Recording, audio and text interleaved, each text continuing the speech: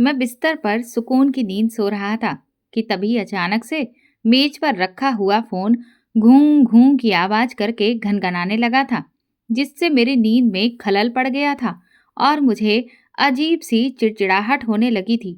अभी 3 घंटे पहले ही तो मैं पुलिस स्टेशन से घर लौटा था। मैंने बड़बड़ाते हुए फोन उठाया। कोई भी चैन से सोने तक नहीं देता है, लेकिन जैसे ही फोन पर बात करने वाले शख्स की आवाज मैंने सुनी तो पूरी तरह से मेरी नींद उचक चुकी थी।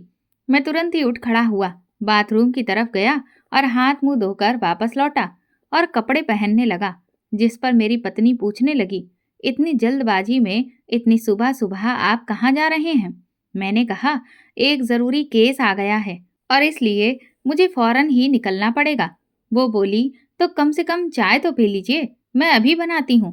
मैंने कहा, नहीं, चाय पीने का वक्त नहीं है, मुझे अभी जाना होगा। मैं गाड़ी निकाल कर चल दिया था।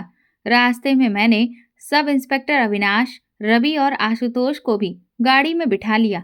हम चारों आधे घंटे के अंदर होटल सनसाइन के बाहर पहुंच चुके थे। इस केस से हम चारों ही हैरान थे कि भला ऐसा कैसे हो सकता है। हम दंदनाते हुए होटल के रिसेप्शन पर पहुंचे और वहां पर अपना परिचय दिया। रिसेप्शन पर बैठा हुआ आदमी हमें तुरंत ही होटल के रूम नंबर 309 में लेकर गया। सामने ही वो पति पत्नी उदास बैठे हुए थे। उस औरत की आंखों में अभी भी आंसू थे। जाहिर सी बात है, जिसकी बच्ची गायब हो उसका हाल तो बेहाल होना ही था। मैं कमरे में पहुंचते ही बताया कि मैं सीनियर इंस्पेक्टर हूँ, विजय शेखावत।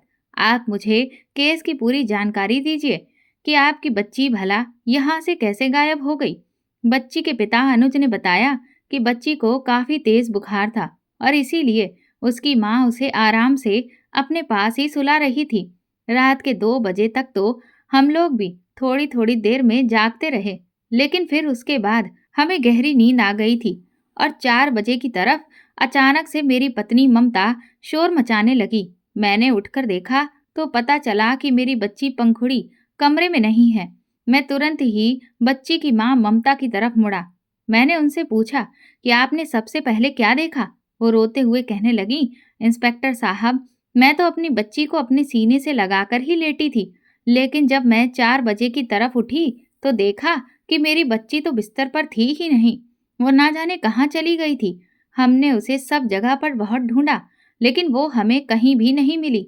फिर हमने होटल के मैनेजर को इस बारे में जानकारी दी।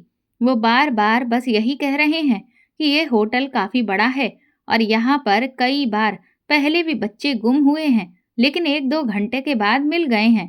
पर आप मेरी बेटी को गायब हुए 2 घंटे तो हो ही चुके हैं, लेकिन अभी तक उसका कोई भी अता पता नहीं है। और फिर मेरी बेटी कमरे से अचानक कैसे गायब हो सकती है? मैंने ममता से पूछा कि आपकी बेटी कितनी बड़ी थी? वो कहने लगी, तकरीबन 3 साल की। ताज्जुब की बात थी, एक 3 साल की बच्ची होटल के कमरे से कैसे गायब हो सकती थी? ये केस बड़ा ही पेचीदा लग रहा था। हमें कुछ भी समझ में नहीं आ रहा था। तभी मेरी नजर नीचे पड़े हुए एक एक्स्ट्रा गद्दे पर पड़ी। मैंने हैरत से बच्ची के पिता अनुज की तरफ देखा। वो समझ गया कि मेरे मन में क्या चल रहा है। वो कहने लगा कि दरअसल बच्ची को तेज बुखार था, इसलिए मैंने सोचा कि मैं अलग लेट जाता हूँ ताकि माँ और बेटी आराम से पूरे बेड पर ठीक से लेट सकें। मैंने उनकी इस बात का मुस्कुराकर जवाब दिया। फिर मैंने उनसे पूछा कि आप लोग कहाँ से आए हैं और आपने होटल में कितने बजे चेक इन किया? उन्होंने बताया कि रात को तकरीबन 12 बजे के आसपास उन्होंने होटल में चेक इन किया था। उनकी इस बात ने मुझे हैरान कर दिया। मैंने कहा, इसका मतलब आपको अभी इस होटल में आए हुए बस कुछ ही घंटे हुए हैं? अनुज कहने लगा कि दरअसल हमारी अगली ट्रेन सुबह 9 बजे की थी, तो इसीलिए बस रात काटने के लिए ही हमने होटल का कमरा बुक किया था। सुबह की ट्रेन से हमें ममता के अंकल के घर पहुंचना था। मैं उन लोगों से कहा कि आप मुझे अपनी पहली ट्रेन की टिकटें दिखाइए। मैंने जैसे ही उन दोनों पति पत्नी की टिकटें देखी तो मुझे बहुत अजीब लगा, क्योंकि वो दोनों ही टिकटें तो थीं फर्स्ट क्लास एसी के कूप की, लेकिन दोनों की तारीखों में तकरीबन 15 से 20 दिन का गैप था। मैंने उनसे सवाल किया कि आप दोनों की टिकटों की बुकिंग में इतने दिनों का गैप क्यों है? इस पर अनुज कुछ हड़बड़ा सा गया। वो कहने लगा कि वो इंस्पेक्टर साहब, दरअसल मेरी टिकट मेरे ऑफिस वालों ने बुक की है और मेरी पत्नी की टिकट मैंने बुक की है, इसीलिए। मैंने कहा, लेकिन ये तो बहुत ही हैरत की बात है कि आपके ऑफिस वालों ने इतने दिन पहले ही आपकी टिकट बुक कर दी और आपने इतने दिनों के बाद अपनी पत्नी की टिकट बुक की। उसके बावजूद भी आपको सेम कोच और तो और सेम कूप भी मिल गया। ये तो बिल्कुल नामुमकिन ही लगता है। इस पर अनुज थोड़ा सा नाराज होते हुए कहने लगा, सर, आप आखिर कहना क्या चाहते हैं? आप हमारी टिकटों के बारे में इतना पूछताछ क्यों कर रहे हैं? आप बच्ची को क्यों नहीं ढूंढते? मैंने कहा कि मैं बच्ची को भी ढूंढ लूंगा, लेकिन पहले आप मेरे इस सवाल का जवाब दीजिए। इस पर अनुज बोला कि मुझे नहीं पता कि कैसे कोच और कूप हमें एक जैसा ही मिल गया। बस मैंने आपसे कहा ना कि मेरी टिकट ऑफिस वालों ने बुक की थी और मेरी पत्नी की मैंने, और बस हमें सेम कोच मिल गया। तभी तुरंत ममता बोली, सर प्लीज आप ये सब छोड़िए ना, आप मेरी बच्ची को ढूंढ दीजिए। उसे बहुत तेज बुखार है, न जाने वो इस वक्त किस हालत में होगी। ममता बुरी तरह से रोने लगी थी। मैंने पूरे कमरे का अच्छे से जायजा लिया। चारों तरफ कहीं से भी फोर्स एंट्री का कोई नामो निशान नहीं था। ऐसा बिल्कुल भी नहीं लग रहा था कि कोई जबरदस्ती उनके कमरे में घुसा हो और बच्ची को उठाकर ले गया हो न हो शायद कमरे का दरवाजा खुला रह गया हो और बच्ची खुद ही उठकर इधर उधर चली गई हो। उसके खिलौने भी चारों तरफ फैले हुए थे।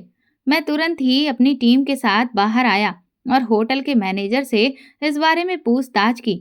मैनेजर बड़ा ही रिलैक्स लग रहा था। कहने लगा, अरे सर, मैं तो आपको बिल्कुल भी तकलीफ नहीं देता। वो तो ये लोग हैं, माने ही नहीं। मैंने कहा ना सर कि इस होटल में पहले भी कई बार बच्चे खेल खेल में यहाँ वहाँ निकल जाते हैं, लेकिन कुछ घंटे के बाद मिल भी जाते हैं। मैंने तुरंत ही उस मैनेजर पर कस के चिल्लाया कि किसी की बच्ची गुम हो गई है और आप इतने आराम से इस तरह के जवाब दे रहे हैं। आपको नहीं पता, ये मैटर बहुत सीरियस हो सकता है। आपके होटल में जितने भी काम करने वाले लोग हैं, उन सबको तुरंत बोलिए कि वो पूरे होटल को अच्छे से छान मारें। मैंने अपने साथ आए हुए पुलिस वालों को भी कहा कि वो भी अच्छे से होटल की छानबीन करें। वो लोग भी अपने काम पर निकल गए थे। तब तक मैंने रिसेप्शन पर बैठे हुए रिसेप्शनिस्ट से पूछा। मैंने उससे कहा कि मुझे रजिस्टर दिखाओ जहां पर इन लोगों की चेक इन की एंट्री हुई हो। मैंने जब रजिस्टर चेक किया तो देखा कि उसमें बच्ची का नामो निशान तो था ही नहीं।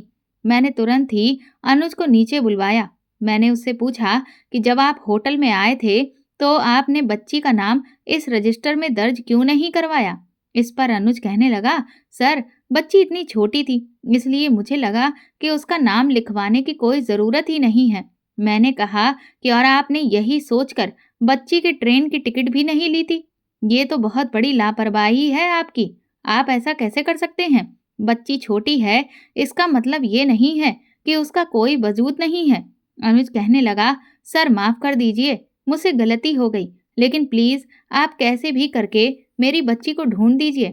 मैंने रिसेप्शनिस्ट से पूछा कि जब ये लोग यहाँ पर आए थे, तब तुम ही इस जगह पर मौजूद थे? वो कहने लगा, नहीं सर, मेरी ड्यूटी तो अभी स्टार्ट हुई है। ये लोग जब यहाँ पर आए थे, उस वक्त रिसेप्शन पर सीमा की ड्यूटी थी। मैंने मैनेजर से कहा कि आप तुरंत ही सीमा को कॉल करके यहाँ बुलाएं। मैनेजर ने सीमा को कॉल करके होटल वापस आने का फरमान सुना दिया था। मुझे समझ में नहीं आ रहा था कि बच्ची होटल के रूम से आखिर कैसे गायब हो गई और मिल क्यों नहीं रही है। होटल के जो भी सीसीटीवी कैमरास थे, उनको भी मैंने खंगाला। फिर मैं होटल के मेन गेट के सिक्योरिटी गार्ड के पास पहुंचा। मैंने उससे पूछा कि रात से लेकर अभी तक कितने लोग इस होटल के बाहर जा चुके हैं और अंदर आ चुके हैं। सिक्योरिटी गार्ड ने कहा कि सर, अभी तक सुबह से सिर्फ अखबार वाला ही होटल के बाहर गया है और वो तो साइकिल पर था। उसकी साइकिल पर सिर्फ अखबार थे और कुछ भी नहीं। और आखिरी बार होटल में आने वाले यही पति पत्नी हैं जिनकी बच्ची गायब हुई है। सिक्योरिटी गार्ड की इस बात ने मुझे हैरान कर दिया था कि जब और कोई होटल के अंदर आया नहीं, कोई गया नहीं, फिर बच्ची कहाँ चली गई? मैं जैसे ही वहां से चलने को हुआ, तभी सिक्योरिटी गार्ड बोला, सर एक बात और, तकरीबन 3 बजे के आसपास जो बच्ची गायब हुई है, उसी के पापा होटल के बाहर आधे घंटे के लिए गए थे, लेकिन आधे घंटे में ही वो वापस आ गए थे। ये बात सुनकर मुझे कुछ शक हुआ। मैं तुरंत ही अनुज के पास पहुंचा। मैंने उससे कहा कि तुम 3 बजे के आसपास कहाँ गए थे? अनुज कहने लगा कि सर, बच्ची को तेज बुखार था, इसलिए मैं बस मेडिकल से दवा लेने के लिए गया था और कुछ नहीं, और तुरंत ही वापस लौट आया था। अनुज की इस बात से मुझे कुछ तसल्ली तो हो गई थी, लेकिन पता नहीं क्यों मुझे कुछ अजीब सा लग रहा था। कुछ ऐसा तो था जो ये लोग हमसे छुपा रहे थे। खैर, बच्ची को तो हमें ढूंढना ही था, इसीलिए मैंने पूरे होटल की तलाशी करवाई, लेकिन हमें बच्ची कहीं भी नहीं मिली। इस सब में कई घंटे लग चुके थे। मेरी टीम के लोग भी मुझसे कहने लगे कि सर, हमें ऐसा लग रहा है कि जैसे ये पति पत्नी हम लोगों को बेवकूफ बना रहे हैं, या तो कुछ ऐसा है जिसे ये लोग छुपा रहे हैं। हमें इनसे अलग अलग पूछताछ करनी चाहिए।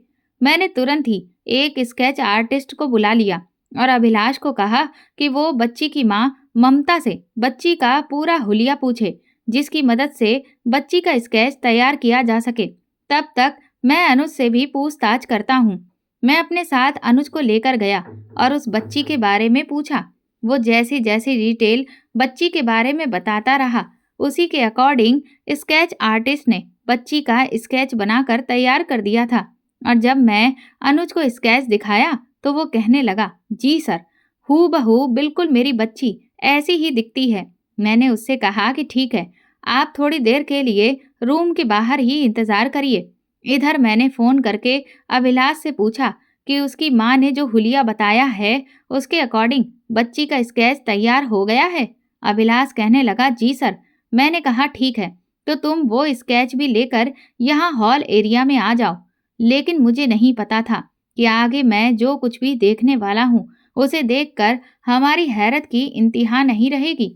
जैसे ही अभिलाष उस बच्ची का स्केच लेकर आया और मैंने दोनों स्केचों को आपस में मैच किया, तो हम सबके पैरों तले से जमीन निकल चुकी थी। दोनों ही स्केच एक दूसरे से बिल्कुल अलग थे। उनमें 1% भी आपस में कोई समानता नहीं थी। भला ये कैसे हो सकता था?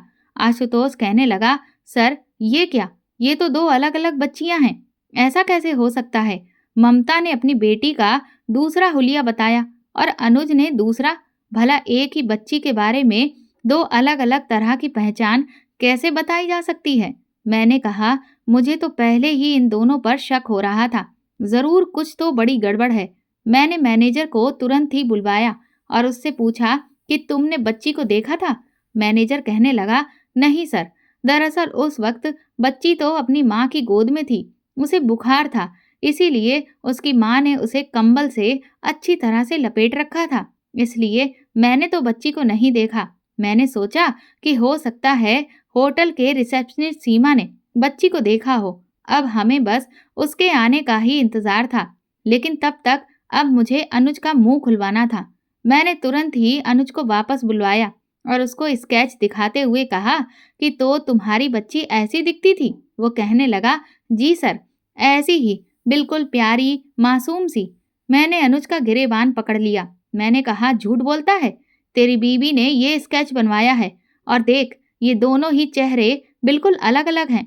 ये कैसे हो सकता है कि तूने जिस बच्ची का हुलिया बताया है वो कोई और है, और तेरी पत्नी ने जो हुलिया बताया है वो बच्ची कोई और? इस बात पर अचानक से अनुज के पसीने छूटने लगे थे और उसकी जुबान लड़खड़ाने लगी। मैंने कहा, सच सच बता, आखिर ये माजरा क्या है? वरना तुझे नहीं पता कि तेरी मैं यहाँ पर अभी के अभी इतनी मार लगाऊंगा कि हालत खराब हो जाएगी। अनुज घबराकर मेरे आगे हाथ जोड़ने लगा। कहने लगा, सर प्लीज मेरे साथ ऐसा कुछ भी मत करिएगा। आप प्लीज थोड़ी देर के लिए बालकनी में चलिए, मुझे आपसे कुछ बात करनी है। मैं अनुज के साथ बालकनी एरिया में गया।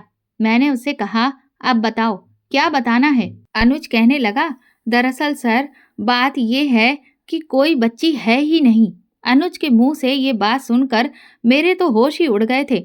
मैंने कहा, क्या मतलब है तुम्हारा? तुम कहना क्या चाहते हो? वो कहने लगा कि सर, दरअसल मेरी पत्नी बांझ है, उसे कोई बच्चा नहीं हो सकता, लेकिन उसे इस बात का सदमा लग गया था जिसकी वजह से उसकी दिमागी हालत खराब होती चली गई। उसे एक मानसिक बीमारी हो गई है, जिसमें वो अपनी बच्ची की कल्पना करती रहती है और इस कल्पना में उसने ये मान लिया है कि उसकी एक 3 साल की बेटी है। मैंने अनुज से कहा, ऐसा कैसे हो सकता है? वो कहने लगा, सर ऐसा ही है। मैं भी क्या बताऊं, अपनी बीवी की इस मानसिक बीमारी की वजह से मुझे भी उसके सामने बिल्कुल ऐसे ही दिखावा करना पड़ता है कि हाँ, सच में मेरी बच्ची है। आपने मेरे कमरे में वो गुड़िया रखी हुई देखी है ना सर? वो उसी को ही हमारी बच्ची पंखुड़ी मानती है। वो उसे नहलाती है, धुलाती है, कपड़े पहनाती है, खाना खिलाती है, बिल्कुल एक जिंदा बच्ची की तरह ही उसका ख्याल रखती है। और उसकी ऐसी मेंटल कंडीशन की वजह से मुझे भी उसके इस नाटक में उसका साथ देना पड़ता है, क्योंकि डॉक्टर ने कहा है कि अगर मैंने ऐसा नहीं किया तो उसकी जान को भी खतरा हो सकता है। मैंने अनुज से कहा कि अगर ऐसा है तो वो गुड़िया तो अभी कमरे में ही मैंने रखी हुई देखी थी, फिर तुम्हारी बीवी बार बार ये क्यों कह रही है कि उसकी बच्ची गायब है? अनुज कहने लगा, ये तो मुझे भी समझ में नहीं आ रहा है सर। आज ममता ने पहली बार ऐसा कुछ किया है, वरना अभी तक उसने ऐसा कभी कुछ नहीं कहा। उसके पास जब भी वो गुड़िया रही, उसने हमेशा उसे पंखुड़ी माना और अपने सीने से लगाए रही है। आप मेरी बात का यकीन करिए सर, मैं अपनी सोच में डूब गया कि क्या अनुज सच कह रहा है, क्योंकि बच्ची को अभी तक होटल में किसी ने भी नहीं देखा। ऐसा कैसे हो सकता था कि एक 3 साल की बच्ची होटल में आई और किसी ने उसका चेहरा तक ना देखा हो? मुझे अनुज की बात काफी हद तक ठीक लग रही थी, क्योंकि ऐसा हो सकता था कि ममता ने उस गुड़िया को ही कंबल में लपेट कर पकड़ा हुआ हो और इसीलिए उसकी शक्ल किसी ने भी नहीं देखी। मैंने अनुज से कहा कि अगर ऐसा था तो तुमने हमें फोन करके क्यों बुलाया? हम लोगों का समय क्यों खराब किया? तुम्हारी वजह से हम लोग कब से परेशान हो रहे हैं। तुमने हमें इतनी सुबह सुबह एक ऐसी बच्ची को ढूंढने के लिए दौड़ा दिया जो बच्ची एग्जिस्ट ही नहीं करती। इस पर अनुज हाथ जोड़ते हुए कहने लगा, सर मुझे माफ कर दीजिए और मैंने ऐसा नहीं किया है। अगर आपको याद हो तो आपको मेरी पत्नी ने फोन किया था, मैंने नहीं। मैं तो उसे बहुत मना करता रहा, लेकिन वो मानी ही नहीं। उस पर जब ये पागलपन सवार होता है तो वो किसी की भी नहीं सुनती है। मैं भी मजबूर था, इसीलिए कुछ भी नहीं बोल पाया। मुझे लगा कि कुछ देर तक जब आप लोगों को बच्ची नहीं मिलेगी तो आप खुद ही वापस लौट जाएंगे, इसीलिए मैंने उसके सामने कुछ भी नहीं कहा। मुझे आशुतोष ने बताया था कि उसके पास एक औरत का फोन आया था जो बहुत बुरी तरह से अपनी बेटी का नाम ले लेकर रो रही थी। अनुज की बात सुनकर मुझे कुछ तसल्ली हुई। इसका मतलब अभी तक कोई भी बच्ची गायब ही नहीं हुई थी, क्योंकि कोई बच्ची थी ही नहीं। अनुज कहने लगा, और सर इसीलिए मैंने ना तो बच्ची की कोई ट्रेन की टिकट ली थी और ना ही उसका नाम होटल के रजिस्टर में दर्ज कराया। मैंने अनुज से कहा, ठीक है चलो वापस हॉल एरिया में चलते हैं। मैं वहां पहुंचकर जब अपनी टीम के लोगों को सारी सच्चाई बताई तो वो लोग भी दंग रह गए थे और होटल का मैनेजर भी सच्चाई सुनकर कहने लगा, इसीलिए सर, इसीलिए हम में से कोई भी बच्ची का चेहरा नहीं देख पाया।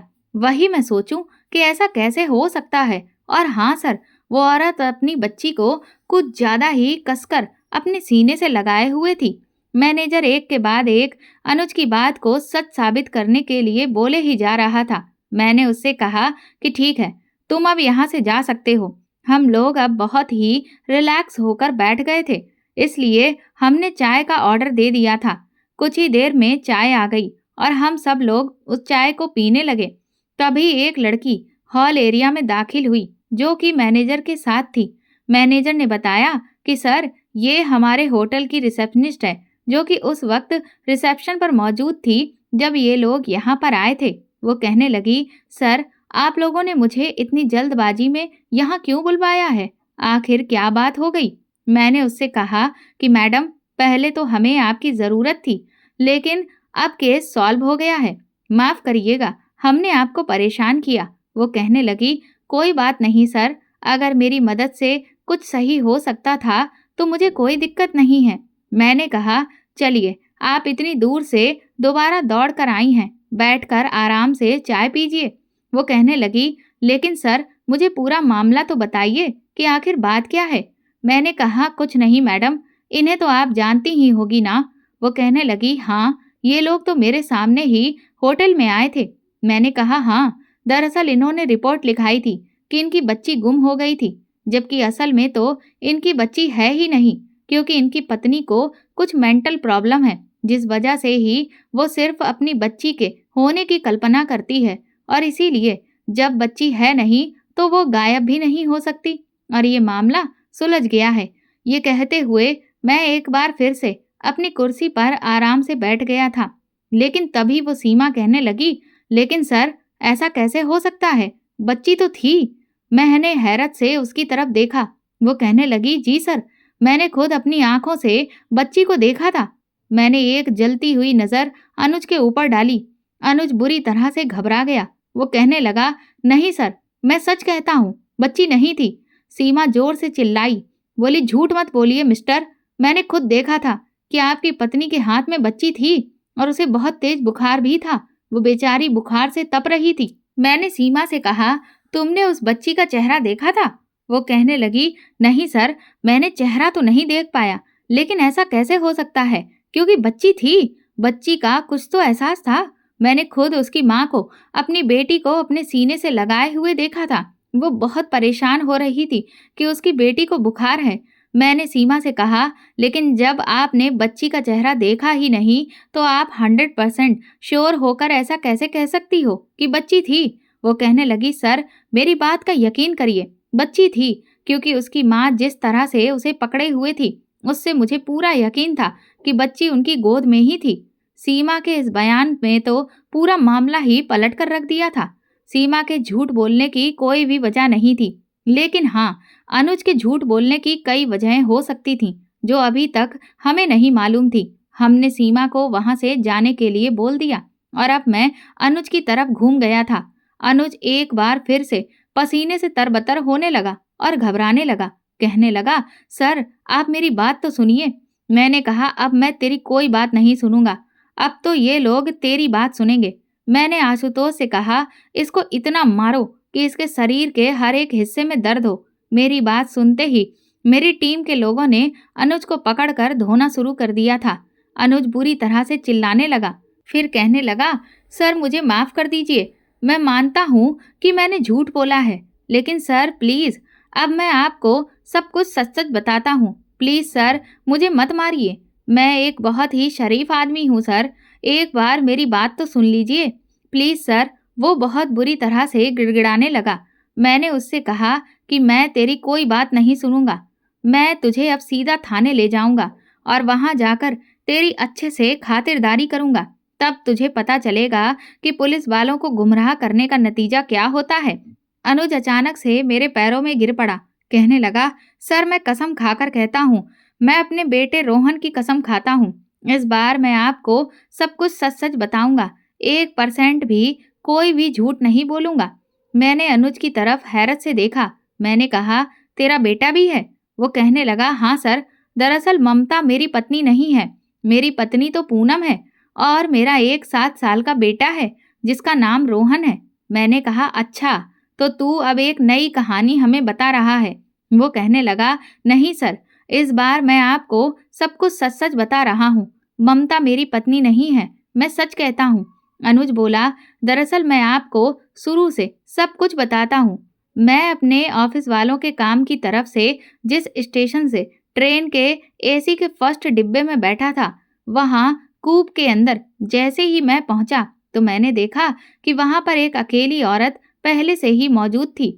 उसे देखकर मैं थोड़ा सा अनकंफर्टेबल महसूस करने लगा, क्योंकि अब उस पूरे डिब्बे में सिर्फ मैं और वो ही थी। और मैं जैसे ही अंदर गया, तो वो भी थोड़ा सा घबरा गई और पूछने लगी कि आप कौन हैं।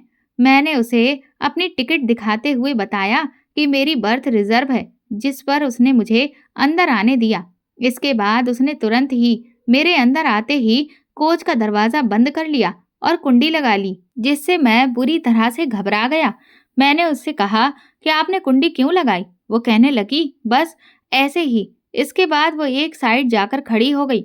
मैं जैसे ही अपनी बर्थ का नंबर चेक करके अपनी बर्थ को देखने लगा, तो हैरान रह गया। दरअसल उस पर एक बच्ची कंबल ओढ़े लेटी हुई थी, जिस पर वो औरत कहने लगी कि मेरी बेटी को बुखार है, इसी वजह से मैंने उसे आपकी बर्थ पर लिटा दिया है। जल्दबाजी में मैं उसके लिए बर्थ को रिजर्व करना भूल गई थी। अपनी बर्थ पर मैंने सामान रखा हुआ है, लेकिन आप फिक्र मत करिए, मैंने बेटी को अभी सुलाया है। बस जैसे ही थोड़ी देर में वो गहरी नींद में जाएगी, मैं उसे धीरे से उठाकर नीचे लिटा दूंगी। अभी उठाऊंगी तो उसकी नींद खराब हो जाएगी। प्लीज आप थोड़ी देर के लिए एडजस्ट कर लीजिए और मेरी सीट पर बैठ जाइए। मैंने उससे कहा, अरे कोई बात नहीं, आप परेशान मत होइए। बच्ची को बुखार है, उसकी तबीयत ठीक नहीं है, तो आप उसे वहीं पर लेटा रहने दीजिए। मुझे वैसे ही कुछ घंटे का सफर ही तय करना है, मैं बैठे बैठे ही कर लूंगा। इस बात पर वो औरत खुश हो गई। फिर हमारे बीच थोड़ी बहुत बातचीत शुरू हो गई। उस औरत ने मुझे अपना नाम ममता बताया और मैंने भी उसे अपना परिचय दिया। रात का वक्त था और वो औरत अकेले इतनी छोटी बच्ची को लेकर सफर कर रही थी। ये चीज मुझे कुछ अजीब सी लगी। फिर मुझे लगा कि सबकी अपनी अपनी परिस्थितियां होती हैं, इसलिए मैंने उससे कुछ भी नहीं कहा। वो बार बार उठ उठकर अपनी बच्ची का बुखार चेक कर रही थी। मैंने ममता से कहा कि आपको अगर बुखार की दवा की जरूरत हो तो वो मेरे पास है, बताइए तो मैं आपको दे दूं। ममता कहने लगी कि नहीं, दवा तो मैंने अपनी बेटी को खिलाई हुई है, वही खिलाने के बाद तो मैंने उसे सुलाया है। मैंने कहा ठीक है, मेरे पास बोतल में गर्म पानी है, अगर आपको जरूरत पड़े तो आप ले लीजिएगा। ममता बोली, नहीं, मैंने पहले ही स्टेशन से एक बोतल पानी खरीद लिया था। मैंने उससे कहा कि ये पानी अच्छा नहीं होता है, ये लोग पुरानी बोतल में कहीं का भी पानी भरकर बेच देते हैं, इसलिए इसका इस्तेमाल मत किया करिए, ये नुकसानदेह है। इसके बाद हमारे बीच और भी बातें हुई। मैंने उसे बताया कि मैं एक शादीशुदा इंसान हूँ, मेरा एक 7 साल का बेटा है। उसने भी मुझे बताया कि वो यहाँ से अपने अंकल के घर जा रही है। इस बीच वो फिर से खड़े होकर अपनी बेटी को चेक करने लगी। फिर मुझसे बोली कि आप जरा मेरे बैग से एक डायपर निकाल कर दे सकते हैं, बच्ची का डायपर चेंज करना है। ममता का बैग मेरे पास में ही रखा हुआ था। मैंने तुरंत ही उसमें से एक डायपर निकालकर ममता को पकड़ा दिया। लेकिन तभी अचानक से मेरी नज़र जिस चीज पर पड़ी, मेरे तो हैरत की इंतहा ही नहीं रही थी। मैं बहुत बुरी तरह से घबरा गया था। मैंने तुरंत ही उस चीज को हाथ में उठाकर ममता को दिखाते हुए कहा, ये क्या है? जैसे ही ममता ने मेरे हाथ में वो कुखरी देखी, वो धीरे से मेरे पास चलकर आई और मेरे हाथ से कुखरी ले ली। उसने उसे बहुत ही आराम से वापस अपने बैग में रख दिया। कहने लगी, क्या करूं, अकेली औरत हूं ना, अकेले सफर कर रही हूं, इसलिए अपनी और अपनी बेटी की सेफ्टी के लिए मुझे इसे रखना पड़ता है। मेरे घर का चौकीदार है, उसने ही मुझे ये मेरी सुरक्षा के लिए दिया था। न जाने कब कहाँ पर जरूरत पड़ जाए। आप तो जानते ही हैं कि आजकल जमाना कितना खराब है। मैंने ममता से कहा कि वो सब तो ठीक है, लेकिन मेरे मन में ये सवाल था कि आपको इतनी छोटी बच्ची के साथ, वो भी जब वो बुखार में तप रही है, तो रात के इस समय अकेले सफर करने की जरूरत ही क्या थी? मेरे इस सवाल पर ममता एकदम से खामोश हो गई। मैंने कहा कि आपके पति को कुछ तो सोचना चाहिए, और नहीं तो उन्हें आपके साथ आना चाहिए था। भला ऐसा भी क्या जरूरी था कि बच्ची की तबीयत इतनी खराब है, फिर भी उसे लेकर आपको सफर करना पड़ रहा है। मेरी बात पर ममता कहने लगी, अनुज जी, दरअसल मैं मजबूर थी। मैंने कहा, ऐसी भी क्या मजबूरी? वो कहने लगी, क्योंकि मुझे कल रात ही पता चला कि मेरा पति मुझे छोड़कर किसी दूसरी औरत से शादी करने वाला है। मैंने जैसे ही ये बात सुनी तो मैं टूट कर रह गई थी, लेकिन फिर मुझे मेरी बच्ची का ख्याल आया। मेरा पति मुझसे मेरी बेटी को भी छीन लेता और मैं अपनी बेटी से हरगिज भी दूर नहीं रह सकती थी। इसीलिए मुझे उस वक्त कुछ भी समझ में नहीं आया। मैंने तुरंत ही अपना और अपनी बेटी का कुछ सामान पैक किया और उसे लेकर वहां से निकल गई। अब मैं यहाँ से अपने अंकल के यहाँ जाऊंगी और कल मैं हमेशा हमेशा के लिए अमेरिका निकल जाऊंगी। मेरी फैमिली अमेरिका में रहती है, वहां मैं अपनी बेटी की अच्छे से परवरिश करूंगी और दोबारा कभी भी इंडिया लौट कर नहीं आऊंगी। इस तरह से मेरा पति मुझसे मेरी बच्ची को कभी छीन भी नहीं पाएगा।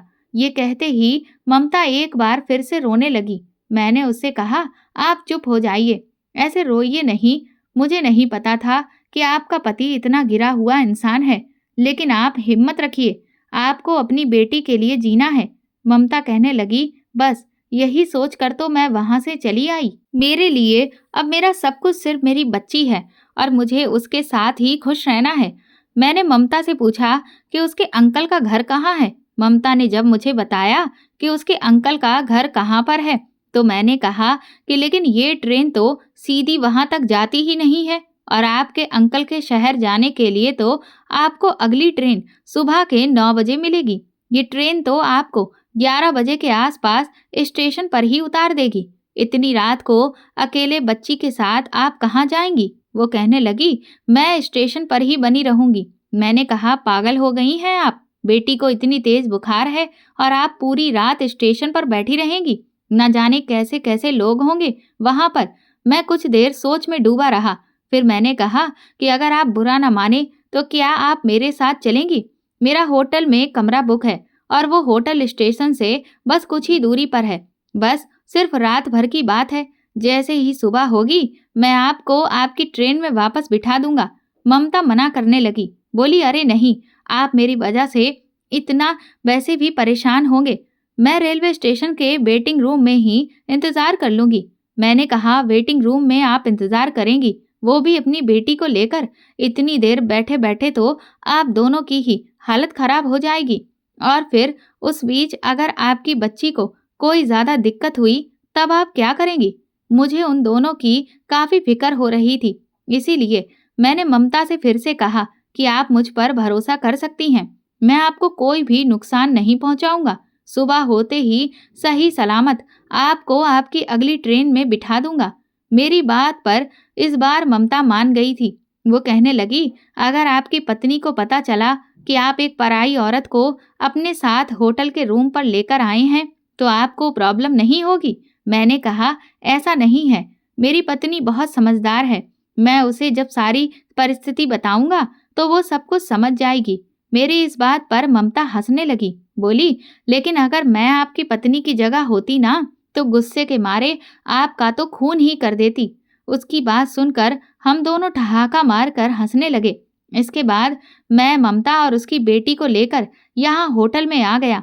लेकिन जब चेक इन का समय हुआ तो मुझे अचानक से कुछ समझ में नहीं आया। रिसेप्शनिस्ट ने नाम पूछा तो मैंने मिस्टर एंड मिसेस मिश्रा लिखवा दिया। बच्ची छोटी थी इसलिए मैंने उसका नाम नहीं लिखवाया और होटल रूम में आ गया। ममता ने कमरे में आते ही बच्ची को एक साइड पर लिटा दिया था और मैं अपने लिए दूसरा गद्दा इसीलिए मंगवाया था क्योंकि मैं तो एक पराया आदमी हूँ। मैं सच कहता हूँ इंस्पेक्टर साहब, मेरी नीयत में कोई भी खोट नहीं था। बच्ची को बुखार तेज था तो ममता के कहने पर ही मैं रात को 3 बजे के आसपास मेडिकल से दवा लेने गया था और आधे घंटे में ही वापस लौटा और फिर लेट कर सो गया। लेकिन थोड़ी ही देर के बाद अचानक से ममता शोर करने लगी कि बच्ची कमरे से गायब हो गई है और फिर उसने जिद करके आप लोगों को भी खबर कर दी। लेकिन मैं आपको एक बात बताना चाहता हूँ कि इतने घंटे से मैं ममता के साथ था, ट्रेन में भी और यहाँ पर भी, पर मैंने एक बार भी उसकी बच्ची का चेहरा नहीं देखा था।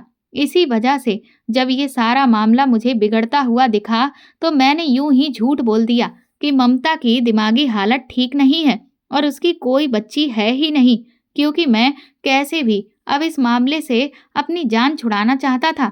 मैंने गुस्से में एक थप्पड़ खींचकर अनुज के चेहरे पर मारा। मैंने कहा कि अपनी जान छुड़ाने के लिए तुमने इतना बड़ा झूठ बोल दिया कि बच्ची है ही नहीं। वो बेचारी औरत अपनी इकलौती बच्ची के लिए कितना परेशान हो रही थी। और तुझे क्या लगता है कि मैं तेरी इस कहानी पर विश्वास कर लूंगा? सच तो ये है कि उस औरत को अकेला देखकर तेरी नीयत डोल गई। तूने सोचा कि तू उसका फायदा उठा लेगा और इसीलिए तू जानबूझकर उस पर दबाव डालकर उसे यहाँ होटल के रूम तक लेकर आया ताकि तू अपनी रात रंगीन कर सके। तुझे लगा कि साथ में सिर्फ एक छोटी सी बच्ची ही तो है, वो भला तेरा क्या बिगाड़ लेगी? मेरी इस बात पर अनुज फिर से रोने लगा, कहने लगा, सर ये आप क्या कह रहे हैं? मैं सच कहता हूँ, मेरी नीयत में कोई खोट नहीं था। मैं तो सिर्फ ममता की मदद कर रहा था। कोई भी बुरा ख्याल मेरे मन में नहीं था। अगर ऐसा होता तो आप ही बताइए, मैं अपने लेटने के लिए दूसरा गद्दा क्यों मंगवाता? अनुज की इस बात में सच्चाई तो थी, क्योंकि उसने गद्दा मंगवाया था और उसे देखने पर साफ पता भी चल रहा था कि वो उस पर लेटा भी था। अब तो मुझे समझ में ही नहीं आ रहा था कि अनुज पर मैं यकीन करूं भी या नहीं करूं। अब चाहे जो भी हो, लेकिन ये तो था ही कि बच्ची गायब हुई है और अब उसे हमें ढूंढना ही था।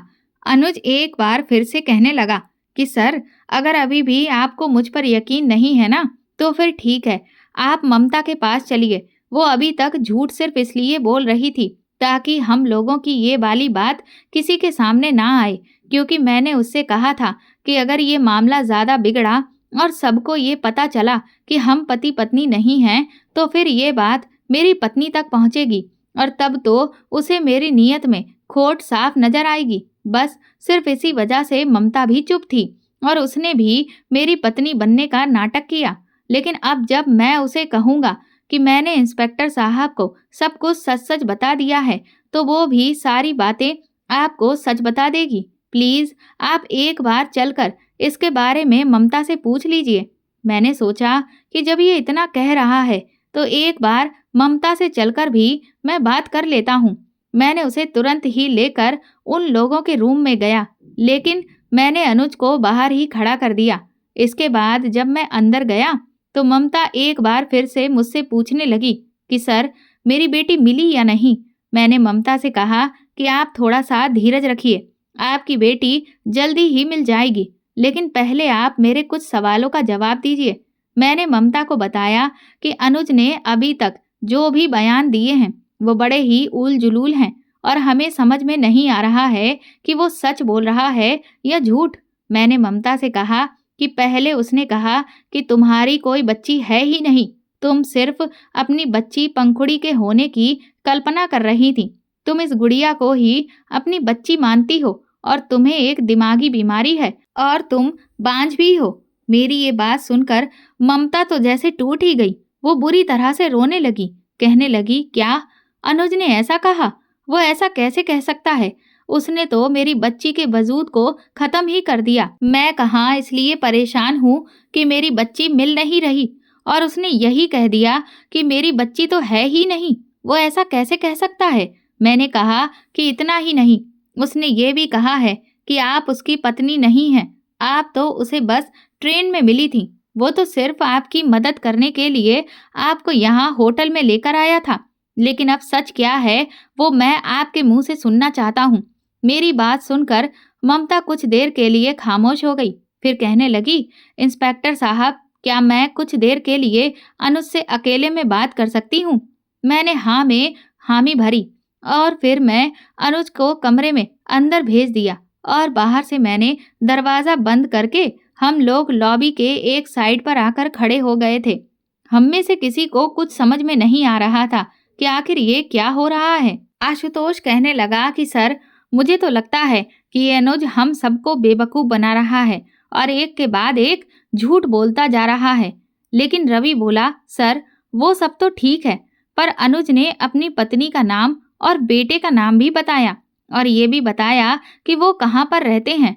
उसने मोबाइल नंबर भी दिया है और वो बड़े ही दावे के साथ कह रहा था कि हम उस पर फ़ोन करके पूछ भी सकते हैं। तो एक बार फ़ोन करके पूछने में भला बुराई ही क्या है? मुझे रवि की बात ठीक लगी। मैंने कहा, ठीक है, अनुज ने जो नंबर बताया है उस पर कॉल करके देखो। रवि ने उस पर कॉल किया। थोड़ी ही देर में उधर से एक औरत ने फ़ोन उठाया। रवि ने पूछा कि क्या आपके पति अनुज घर पर हैं? इस पर वो औरत कहने लगी कि फिलहाल तो वो ऑफिस के काम से 2 दिन के लिए बाहर गए हुए हैं।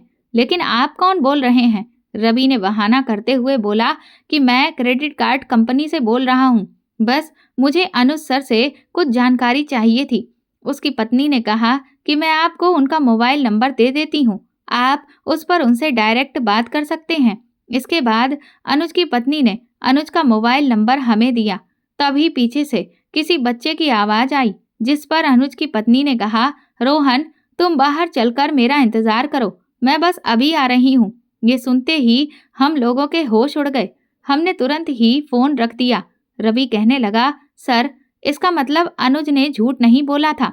उसकी पत्नी वाकई में है और रोहन नाम का बेटा भी है। ये सुनकर तो हम लोग भी दंग रह गए थे। मैंने कहा चलो चलकर एक बार फिर से अनुज से बात करते हैं और ममता से भी पूछताछ करते हैं।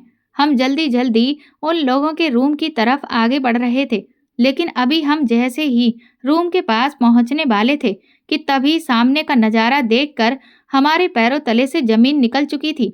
दरअसल हमारे सामने अनुज जमीन पर गिरा पड़ा था और उसके सीने और पीठ से ढेर सारा खून निकल रहा था। उस पर किसी ने बुरी तरह से चाकुओं से वार किया हुआ था। मैं भागकर अनुज के पास पहुंचा।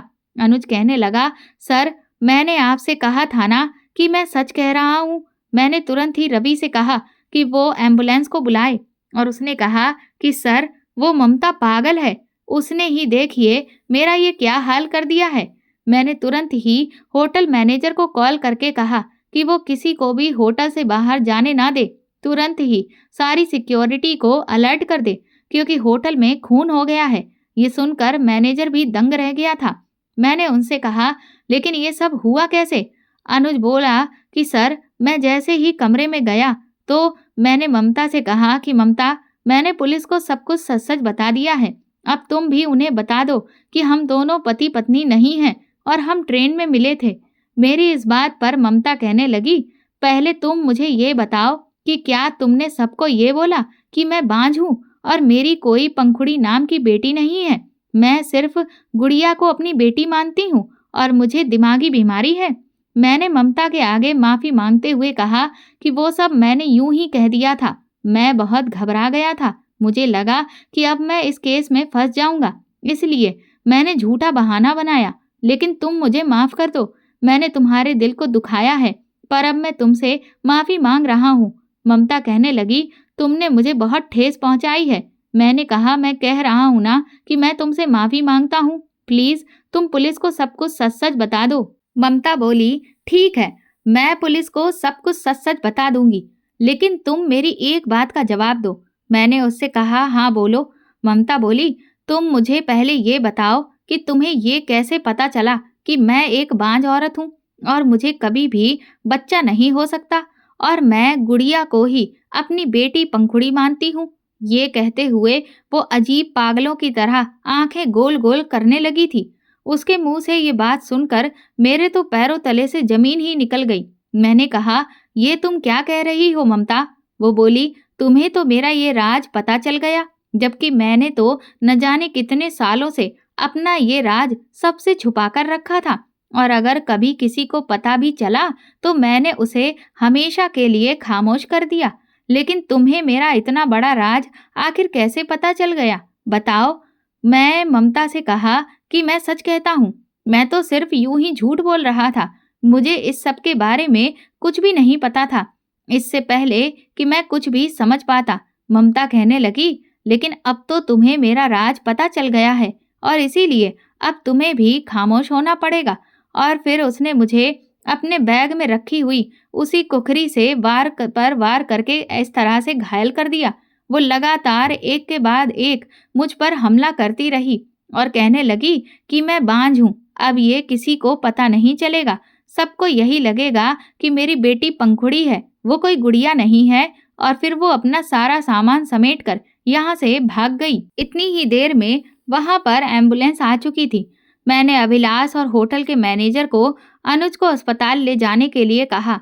मैं, आशुतोष और रवि तुरंत ही ममता को ढूंढने के लिए भागे, लेकिन जैसे ही हम रिसेप्शन एरिया पर पहुंचे तभी होटल का रिसेप्शनिस्ट मेरे पास दौड़ते हुए आया।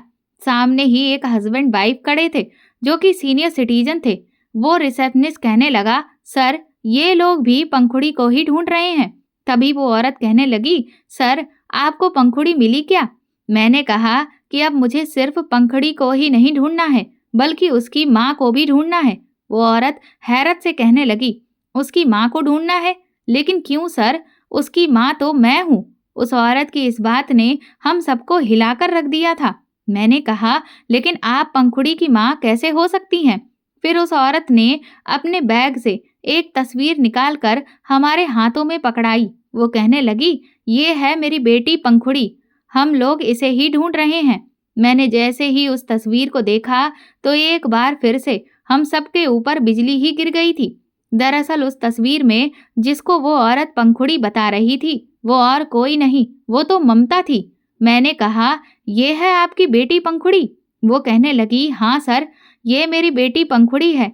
दरअसल ये पागल खाने से भाग गई है और इसे हम हर तरफ तलाश कर रहे हैं।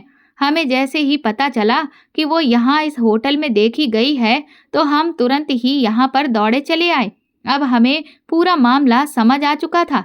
इसका मतलब पंखुड़ी ने अपनी पहचान अनुज को झूठ बताई थी।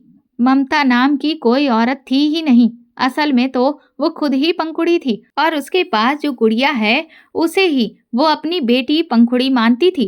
पंखुड़ी की माँ कहने लगी, सर, मेरी बेटी को जल्द से जल्द ढूंढ लीजिए। वो अब तक कई बार पहले भी पागल खाने से भाग चुकी है और 4 खून कर चुकी है।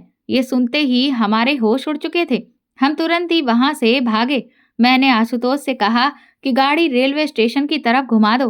वो कहने लगा, लेकिन सर, आपको कैसे पता कि पंखुड़ी रेलवे स्टेशन गई होगी? मैंने कहा कि उसका दिमाग एक जैसी बात में ही अटक गया है और इसीलिए वो अपना शिकार भी एक ही पैटर्न पर ढूंढती होगी और मुझे पता है कि वो अपने अगले शिकार की तरफ निकल चुकी है। हम जैसे ही स्टेशन पहुंचे तो वहां पर एक ट्रेन खड़ी हुई थी। मैंने अपनी टीम के लोगों से कहा कि जितने भी फर्स्ट एसी के डिब्बे हैं, वो सब में जाकर चेक करें। थोड़ी ही देर के बाद हम जैसे ही एक डिब्बे में पहुंचे तो वहां हमें पंखुड़ी मिल गई थी और उसने अपना अगला शिकार भी ढूंढ लिया था, जिसे वो अपनी बातों में फंसा ही रही थी। वो आदमी भी पहले कुछ भी नहीं समझा। वो कहने लगा कि आप लोग कौन हैं और इस तरह से इन मैडम के साथ बदतमीजी कैसे कर सकते हैं। मैंने फिर उसे अपनी आईडी दिखाई और बताया कि मैं पुलिस वाला हूँ। इसके बाद मैंने उसे पूरी सच्चाई बताई। सब कुछ सुनते ही पंखुड़ी भी अचानक से बहुत आक्रामक हो गई। वो हम पर हमला करने लगी। तब तक मेरी टीम के बाकी के लोग भी आ चुके थे और हम सब ने मिलकर पंखुड़ी को पकड़ लिया था।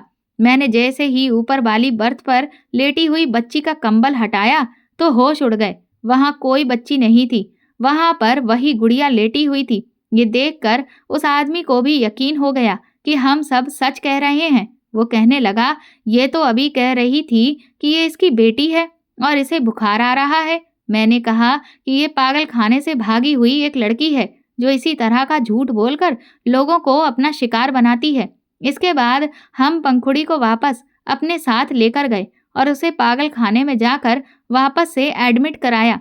तब तक उसके मम्मी पापा भी वहां आ चुके थे। वो कहने लगे, न जाने हमारी बेटी कब ठीक होगी। वो अब तक कई लोगों की जान ले चुकी है और ये सब उसके पति अमित की वजह से हुआ है। शादी के बाद उसने मेरी बेटी को बांझ होने के इतने ज्यादा ताने दिए थे कि उसकी दिमागी संतुलन ही पूरी तरह से बिगड़ गया और तब से ही वो ऐसी कल्पना करने लगी कि उसकी कोई बेटी है और उसे अपना ही नाम दे दिया।